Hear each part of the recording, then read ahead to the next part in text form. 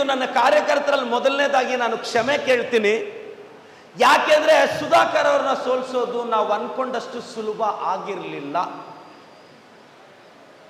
ಯಾಕೆ ಅಂತ ಹೇಳ್ತೀನಿ. 16 ದಿನದಿಂದ 4 ಸರ್ವೆ ರಿಪೋರ್ಟ್ಗಳು ರಿಲೀಸ್ ಆಗುತ್ತೆ ಕರ್ನಾಟಕದಲ್ಲಿ, ಸಿ ವೋಟರ್ಸ್ ಅಂತ ಎಲ್ಲ. ಆ 4 ಸರ್ವೆ ರಿಪೋರ್ಟ್ ಅಲ್ಲೂ ಅವರೇ ಗೆಲ್ತಾರೆ ಅಂತ ಬರೆದು ಬಿಟ್ಟಿದ್ದಾರೆ. ನನಗೆ ಮೀಡಿಯಾ ಫ್ರೆಂಡ್ಸು ಫೋನ್ ಮೆಸೇಜ್ ಹಾಕಿದ್ರು, ಸರ್ ನೀವು ಸೋತೋಗ್ತಾ ಇದ್ದೀರಾ, 4 ಸರ್ವೆ ರಿಪೋರ್ಟ್ಸು ಅವ್ರು ಯಾವತ್ತು ಒಬ್ಬರು ಹೇಳಿದ್ರೆ ಓಕೆ, 4 ಸರ್ವೆ ರಿಪೋರ್ಟ್ ಅಲ್ಲೂ ಅವರೇ ಗೆಲ್ತಾರೆ. ಯಾಕೆ ಅಂದ್ರೆ ನಿಮ್ಮ ಸ್ಟ್ರಾಟಜಿಯಲ್ಲಿ ನಿಮ್ಮ ಕೈಲಿ ಎಲೆಕ್ಷನ್ ಗೆಲ್ಲಕ್ಕಾಗಲ್ಲ ಅಂತ 4 ಸರ್ವೆ ರಿಪೋರ್ಟ್ ಕೆಲವು ಟಿವಿ ಚಾನಲ್ ಎಡಿಟರ್ಸು, ಪೇಪರ್ ಎಡಿಟರ್ಸು ನನಗೆ ಪರ್ಸನಲ್ ಆಗಿ ಟೆಕ್ಸ್ಟ್ ಮಾಡಿದ್ರು. ಆ ಸರ್ವೆ ರಿಪೋರ್ಟ್ ಅಲ್ಲಿ ಏನು ಬರೆದಿದ್ರು ಅಂದ್ರೆ, ಇದೊಂದು 16 ಡೇಸ್ ಮುಂಚೆ ನನಗೆ ಸಿಗುತ್ತೆ. ಆ ಸರ್ವೆ ರಿಪೋರ್ಟ್ ಅಲ್ಲಿ ಬರೀತಾರೆ, ಸಾಂಪ್ರದಾಯಿಕ ರಾಜಕೀಯ ಚಾಣಾಕ್ಷತನದಿಂದ ಸುಧಾಕರ್ನ ಸೋಲಿಸಲು ಸಾಧ್ಯವಿಲ್ಲ.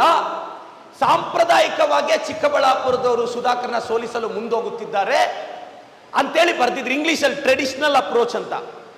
ನಾನು ಏನಪ್ಪ ಮಾಡೋದು, ಹಿಂಗೆ ಹೇಳ್ತಾ ಇದ್ದಾರೆ ಇವರು. ಇನ್ನೊಂದೇನಂದ್ರೆ ಅವ್ರ ಸರ್ವೆ ಯಾವತ್ತೂ ರಾಂಗ್ ಆಗಿಲ್ಲ. ನಾನೇನು ಮಾಡಲಿ, 16 ದಿನ ಟೈಮ್ ಇತ್ತು. ದೇವನಹಳ್ಳಿಯಲ್ಲಿ ದುರ್ಗಾಮಹೇಶ್ವರಿ ದೇವಸ್ಥಾನಕ್ಕೆ ಹೋಗಿ ನಮಸ್ಕಾರ ಹಾಕ್ಕೊಂಡು ಅಲ್ಲಿಂದ 16 ದಿನ ನನಗೆ ಹೆಂಗೆ ಅನಿಸುತ್ತೋ ಹಂಗೆ ಮಾಡಿದೆ. ಇವತ್ತು ವಿಧಾನಸೌಧದಲ್ಲೂ ಕೂತ್ಕೊಂಡಿದ್ದೀನಿ.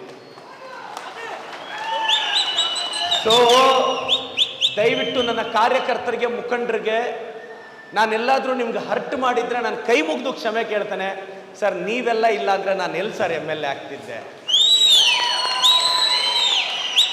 ಸರ್ ನಾನು ಕಷ್ಟಪಟ್ಟಿರೋದೇನೇನೂ ಇಲ್ಲ ಸರ್, ನನ್ನಲ್ಲಿ 1000 ಪಟ್ಟು ಕಷ್ಟಪಟ್ಟಿದ್ರೆ ನೀವು. ಆದರೆ ನೋಡಿ ಏನಾಗ್ತಿದೆ, ನಮ್ಗೆ 15ನೇ ತಾರೀಕುವರೆಗೂ ಅಧಿಕಾರಿಗಳ ಟ್ರಾನ್ಸ್ಫರ್ ಇದೆ. ನಾನು 38 ಡಿಪಾರ್ಟ್ಮೆಂಟ್ಸ್ ಅವ್ರನ್ನ ಈಗ ಅಧಿಕಾರಿಗಳ ಟ್ರಾನ್ಸ್ಫರ್ ಇದೆ, ಓಡಾಡಬೇಕು, ಈ ಬ್ಯುಸಿಯಲ್ಲಿದ್ದೀನಿ.